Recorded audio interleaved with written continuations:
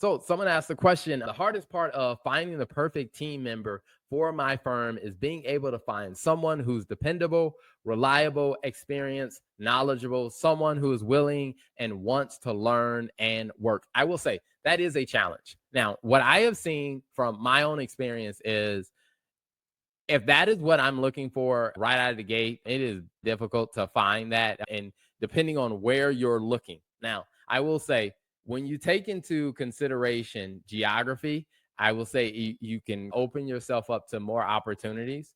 For example, we find a lot of people in the Philippines who have a different perspective about how they go to work, or they have a different perspective on, like they say, their work ethic for certain things.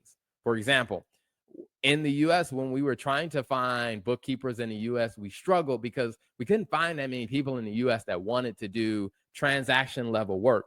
But when we looked internationally, we were able to find people who were very willing to do the transactional work. Now, when we started looking for more advanced analysis, it was easier for us to find people who wanted to do advanced analysis outside of the Philippines than it was in the Philippines. So some of it also is you got to find alignment between the nature of the work you're doing and the professional work culture of the geography where you are looking for the staff members. And then also, something that I also found is that many professionals, or many people you look to hire, they can be very dependable, they can be very reliable, they can be knowledgeable, they can have experience, they can be willing to work and want to learn.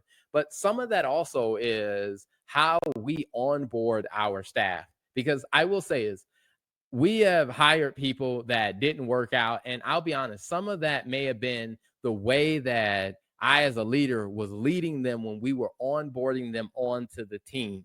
And I will say is, the people that we sat down and we really laid out a very clear onboarding plan. Like, for staff, what we started to do is we laid out a 15, 30, 40-day onboarding plan, meaning like for the first 15 days, I literally laid out, here's what they are going to be doing, what they need to be doing each day. And I gave them kind of a roadmap. So when they started, they could look at the roadmap and they can clearly see there is a plan for me in this organization. Now, it took a lot of effort for me to sit down and really map that out of what they were going to do over those first 15 days. But in doing it and laying that roadmap out, it was a lot easier for us to find people who were willing to work and learn because they knew that they had a pattern that they could follow. And I think about that even for myself. When I started working in public accounting right out of college back in 2007, to be honest with you, if I didn't have a structured kind of plan on the type of work that I was going to do, I probably would not have actually excelled the way that I did in my career. And I know that it may be tedious and it may be things that many people may, I guess you say, frown upon, but having more structure for people when they start, a lot of times what you can do is you'll end up taking a person who may seem like they don't have as much experience, but the structure that they are going through will help them develop the skills and the experience that they need to actually be successful. Because what I will say is, some of the people in our organization that have actually excelled the most were people who came and didn't have as much technical accounting experience. But because we set up a very rigorous kind of process that they went through, and also throughout their time with the company, I would challenge them a bit more on, hey, here are some things that they needed to learn. One of the things that I did is I created a onboarding kind of training of really walking through the basics of accounting, where I walk through, hey, I created 7-minute videos talking about like debits and credits and really going through some practical examples, and in allowing them to take a training like that. And I will say it took me some time to develop it, but by creating a rigorous kind of onboarding plan, then it really helped. And I think about this as an example of, I grew up in a military family. And one of the things that I learned in a military family is most people, a lot of the people who go into the military, they have no idea what they're doing. They have no experience being in the military, but the training process that they go through in the first 6 weeks is so well defined and developed that you can take a person with zero military experience, you can take them through this rigorous training process, and you can mold them into a great soldier. And not to say that you need to be that intense in your accounting firm, but if we could be more thoughtful about our onboarding process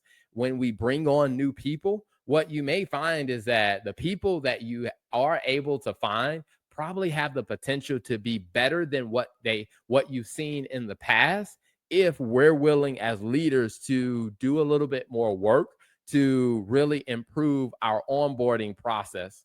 And then also, I think, is you got to evaluate people on the front end, because if you evaluate people well enough on the front end and you have a good onboarding process, your chances of finding people who are going to be a great fit for your team dramatically increase. And then after they've gone through that onboarding, one of the things we do is we do regular evaluations. Like, one of the things that we did to really help people develop those skills is we do a monthly financial statement review where our bookkeepers, our senior accountants, our accounting manager, they pick one of the clients that they work on, and then they show up in a meeting with me, a Zoom meeting with me, and their job is to explain the financials to me as if I were the client, and I'm going to challenge them. I'm going to push them. And what I notice is, in doing things like that, it continually helped them develop the experience, the knowledge, and their ability to actually do great work on the team. And so I do think part of this is being open to looking at different geographies if you can't find your talent locally. And then the other part is being willing to put that leadership effort in to really build a environment and a system that brings people in and really challenges people a little bit and creates a roadmap for them to develop into the type of people you need for your organization to be successful.